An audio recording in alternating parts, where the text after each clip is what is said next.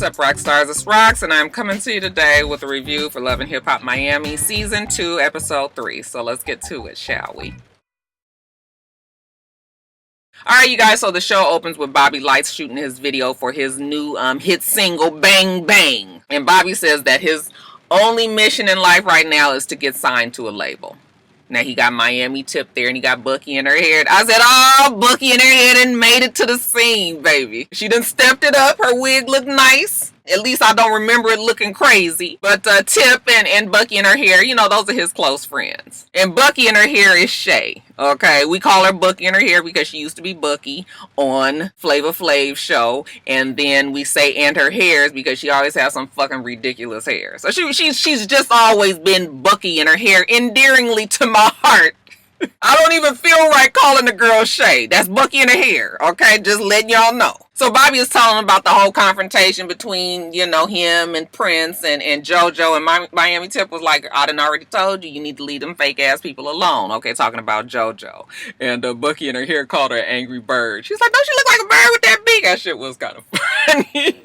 Anyways, while they sitting there talking, who should walk up but Trina? Okay, the diamond princess herself. And Bucky in her hair was like, see, this is when I'm out, because Bucky in her hair ain't trying to get into no confrontation / get jumped by the diamond princess or any of her crew for jumping raw with the bitch. Remember how Bucky in her hair was doing a whole lot? Okay, so Bucky in her hair leaves, and Bobby goes and talks to Trina. I think Trina was with her boyfriend, right? So yeah, Trina's impressed. Remember all last season she kept on saying, I don't think he's serious. I don't think, you know, now she feels like he got a good sound and she's willing to work with him. She just got to make sure that he's serious. I had no idea that Trina had a label. Okay, but Bobby wants to be signed to her label. So she was like, okay, we just gonna keep on making sure that you serious, but you know what? You might have a future with my label. What's the label, y'all? What is the label? Now we see Chaotic. He getting some tattoos done. He done invited his boy Prince there. And child, I was looking at Prince and I said, what the fuck is Prince going through? Now listen, I don't give a fuck if Prince is straight or gay, bisexual. None of that matters to me. It is just such a completely different look than what he had last season that it's throwing me off. Like, it's making me look at him and be like, nigga, what is it today? Okay? Mayonnaise today, ketchup tomorrow, mustard the next day, relish the... It's just like, what is he trying to prove here? He had on some shit that, you know, it was... No. So, it starts to become like a conversation about who's the toughest, you know. Chaotic tells him how he been shot 17 times. He's like, look, I've been shot right here. I was shot right here. This right here, I got shot in my knee. I got shot 2 times here. I was supposed to be blind. I got shot. I said, nigga, what? He better get it right, because next time he won't have another chance. I said, that's right, nigga. One more bullet and you done. Well, it ain't no more room for... You best get right. So Prince is talking to him, and Prince, you know, because he done been shot 17 times, so Prince got to tell him about his hard life, you know, how he been in and out of jail, and, you know, he was homeless and stealing cars and stealing identities and this and that, and, you know, he tough too. But, you know, now that he's into music, that's all he want to do. You know, he just likes to be in it. He likes to make people feel good. You know, he got this connection to the music. But while he's standing there talking to Chaotic, he realizes that Chaotic is just trying to test his gangster. Because you look a fool, that's why. But Prince swear to us that he ain't new to this, he true to this. Okay, Prince. So later on, we see Prince and Chaotic in the studio with old boy that pissed everybody off last season that talked about Amara la Negra. What's his name? Is it something Hollywood or something like that? Anyway, y'all know who I'm talking about, right? They in the studio. Prince he wanna be serious about this music thing. So Hollywood or whatever his name is, well, let me get some bars. So, you know, Prince throw out a little something cute, little Will Smith-ish sounded. And they was like, okay, you know, that ain't really my cup of tea. You know, that whole down south sound that Chaotic in Hollywood, I guess, is. What is his fucking name, y'all? Is that his name? That ain't they thing, but you know, they know it's people out there that like that little corny rap too. So maybe Prince, maybe it might be in the cards for you. Well, Prince been writing. Really? Yes. Prince got a song called The Poppy Shampoo Dance. And I said, what? Child, I had to rewind that and rewind that and rewind. Yes, child, the puppy shampoo. It's actually a dance, you know. He get up and he was like, so you take it 2 steps to the side and then you bring it back and then you come to the front and then you bring it on back and then you go to the side. I said, that's the fucking electric slide. And they was just like, oh, okay. Well, I was just like, well, why can't he have a dance? Hell, we had the Superman that hole. Now watch me, you. I mean, remember people was actually doing that stupid ass shit. So why can't we have a poppy shampoo dance? So Chaotic was like, well, maybe this will work well for the, you know, the light skinned, pretty hair type niggas, okay? Because Chaotic don't wash his hair, so he don't know. I said, Chaotic look like he don't wash nothing else either. Now we see Veronica Vega. Okay, she goes and has a sit down with Polo the Don. I ain't seen Polo the Don in a long time, but Polo looked like he done fell on hard times. He just looked like he needed an edge up. He looked like he needed a haircut. Okay, always got on some damn flag jacket or some shit that's a little too big. Like, it just be a whole lot going on with Polo. So she flew down to Atlanta so she can have this meeting with him. And remember when we first met her and Polo, you know, he had all this hope for Veronica Vega. Well, Veronica ain't put out shit and Polo done. Okay, now he done put up his house. You know, he done spent all his money. He got his crew, his team there. That he was like, now tell her how much we done spent. They was like $1.9 million. He said $1.9 million of nothing. Ain't a mixtape, ain't a single, ain't nothing. Like, I done wasted all my damn money. Okay, she started crying. She didn't know that he had put her house up. I was like, well, who told you to put your fucking house up? So, in other words, Polo the Don didn't put the pressure on her. Like, look, ain't no more playtime. I'm gonna need you to come up with some shit. Okay, go on and get your and put your little rap to it and whatever you got to do to make this work. But yeah, I'm gonna need a little return on that 1.9. I'm gonna need a little return on the 1.9. So she promises she gonna work on it. So, you know, she going back to Miami and baby girl stressed out. I would be stressed too. I didn't really understand the conversation. Okay, so she sits down with her grandmother and her sister. And I guess the whole conversation was about the fact that she's scared. She's scared of success. I guess part of last season also kind of put the fear in her because she was not the favorite, remember? So maybe a lot of the shit that just has happened has stifled her. And, you know, the grandmother starts telling her how, you know, they always felt like she would be a star. You know, the grandfather used to be very proud of her and always knew that she was going to be able to do something, you know, so like they kind of want her to just keep on pushing through. Okay. The sister says, not for the family. Okay. Even though we can stand $1 or 2 around here. Okay. But, you know, just for you, like that's always been your dream. And, you know, it gets real heavy and she's crying and shit. And I was just like, now what is we crying for?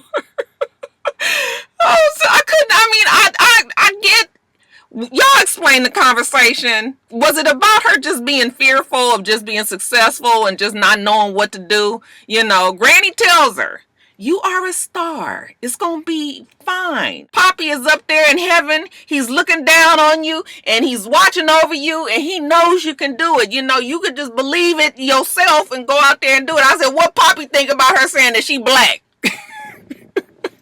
I know Poppy was just like, now I know good and damn well she ain't just said that she's negra. Got him rolling over this fucking grave. Now we see Gunplay. Child, that Gunplay and his little one-on-one that he was having with just the camera. That Gunplay is a good-looking guy. Okay, y'all know that I don't like guys with dreads and shit. That is not my thing. But when I just get a good look at his face right here, I'm not real fond of face tattoos either. Like, I don't like that shit either. But when you just got a good, clean look at his face right here with none of the tattoos and nothing else, but I was just like, that is a good-looking man. I don't know why y'all keep on saying he not. Okay, just a good scrub down, and that's all. So he's determined to try to work it out with Kiara. He say, you know, that's his girl. He love her. They done been through a lot, you know. So he trying to make amends, trying to make her happy. You know, he go and get her a little kitty cat because she love kitty cats. Take the kitty cat onto the house, and you know, she's just like, oh, he know the way to my heart. Okay, so she take the little kitty cat, and then I guess they gonna go somewhere. They get in the car. Okay, but she was just like, don't think just because you done got this damn cat that everything is fine. fun. He said he loved her. He gonna ride, you know, to the ends of the earth for her. And she said, you don't even know what love is. And he was like, well, look, Kiara, what do you want? You want to go and find you another dude that's gonna love you? You want me to find the perfect guy for you? And you know, right now the idea ain't looking too bad to Kiara, even though you can tell she ain't going nowhere. She just trying to really give him a hard time because we just can't make it that easy all the time. So Gunplay tells us like, damn, this is not going the way I wanted. Like, I tried to bring the cat here and, you know, I'm just trying to be real loving towards her and she still ain't feeling it. So he's apologetic. He's telling her he wants her to come with him to New York. You know, he got some work to do out there. And she was just like, you know how we women, we be thinking in our mind like, ooh, New York, we can go shopping. There's a little free trip, something to do. She was like, I'll go. But we ain't gonna be sleeping together. We gonna be in separate beds. But shit, I guess I could stand a nice restaurant. Shit. So he was just like, okay, I'm accepting challenge. Gunplay already in his mind made it seem like, child, that separate bed thing, we gonna see how that go once we get in the romantical spots of New York. Now we see Jojo. She's so boring and just to me. Y'all loved her last season. I didn't even like her last season. And now I'm hoping you guys can see why. Something about her is just ugh. Anyway, she's working in her store. You know, she's working with one of her famous NFL clients.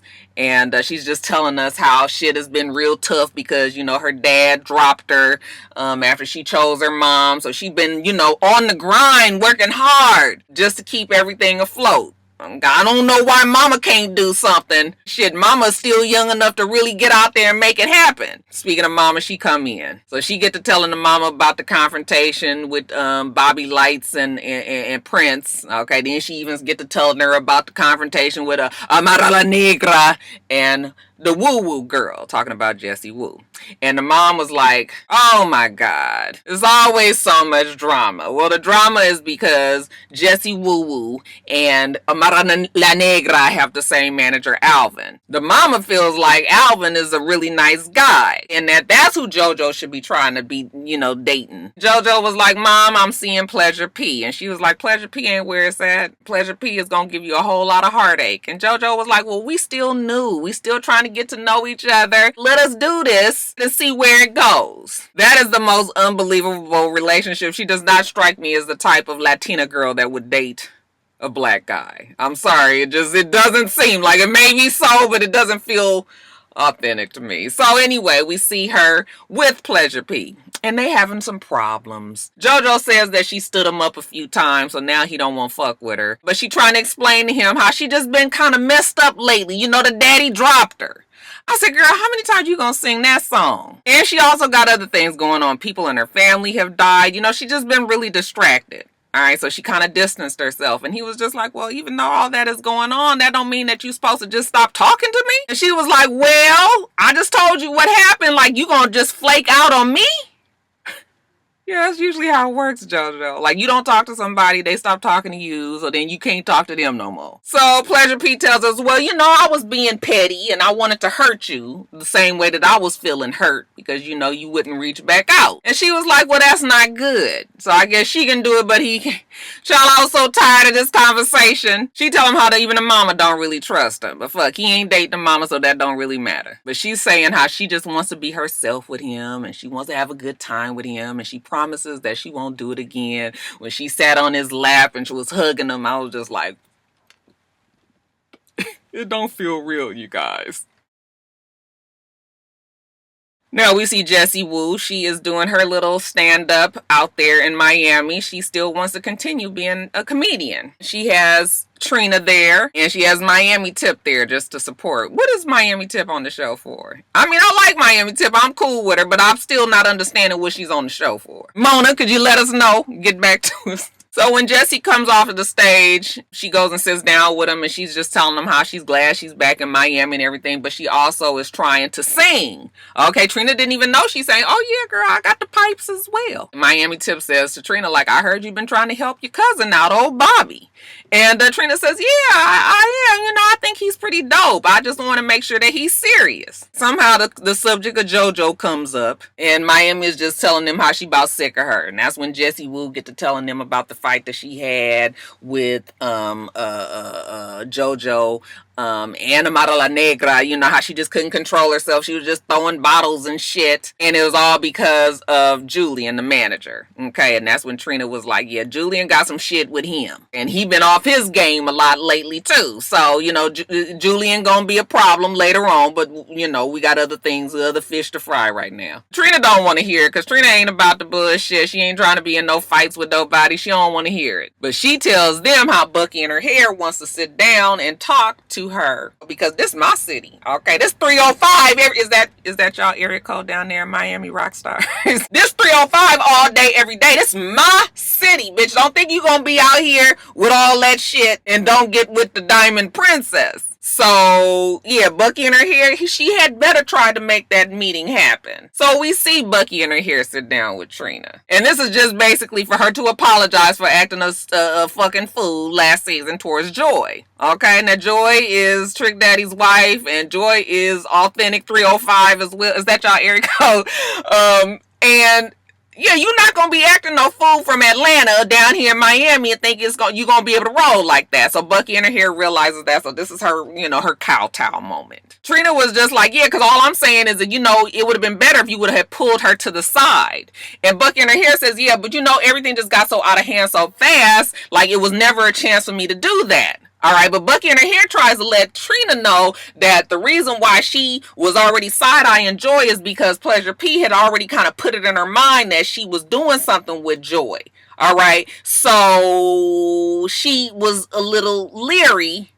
And that's why she was ready to pop off as soon as she saw Joy. But then Trina started talking real fast, like, you should never have no beef with no woman over no man. You should never be fighting no woman over no man. The man is the one that's in the relationship with you, not no woman. So you need to be going off on him, not no woman. I ain't never been in no beef with no other woman. It's always been the man. You know why? Because men are liars and they don't... I was just like, girl. I mean, but she was trying to tell Bucky in her hair, like, no, that's your problem with Pleasure P, not Joy. Okay, so Bucky in her hair realizes that, okay, her bad. So she want to sit down and talk to Joy. Do you think that she'll talk to me?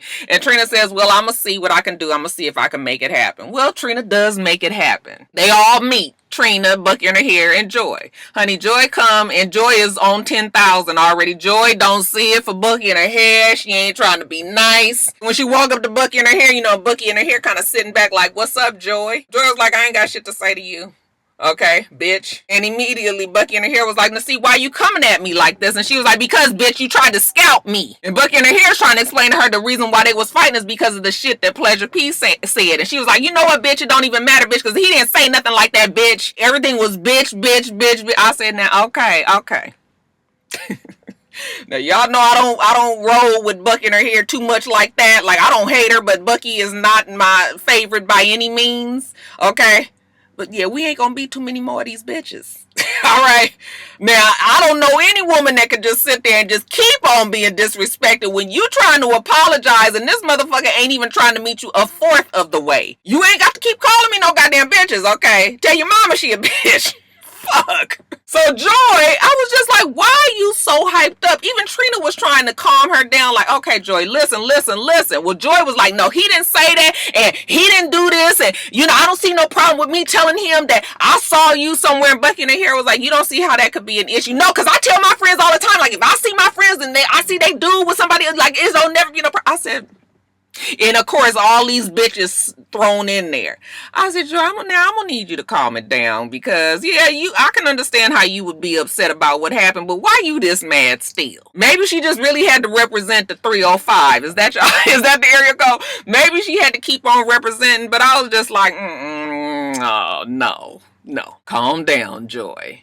So Bucky in her hair was like, listen, I'm trying to apologize to you. And Joy was like, you ain't said nothing. You didn't own nothing. You didn't apologize. She said, I did apologize to your dumb ass. If you would shut up and listen, you would have heard. Even Trina said she's apologized. You talking so much and you yelling and screaming that you didn't even hear it. Okay, so Bucky in her hair apologized. Joy accepts that. Now, can I get an apology for something? Okay, well, Joy finally apologizes for maybe being messy by telling Pleasure P about, okay, thank you. I'm just going to take that, even though Joy still wanted to argue after that. And Trina was like, you tripping. Bring that shit down. Of course, Trina's talking 500 miles a minute herself. It was just a whole lot at that table. But I guess we got Bucky and her hair and Joy to apologize somewhat. I don't think we'll see them going shopping anytime soon on the show. Alright, Rockstars, let me get off of here. They texted me from work. Get on back into the office. Make sure that you rate, comment, and subscribe to the channel. I'm itsrox. The channel is for itsrox, and everything else I do will be in the bottom bar. Alright. So I hope that you have a wonderful, wonderful rest of your day, and I plan on doing the same. Till next time, Rockstars. Bye.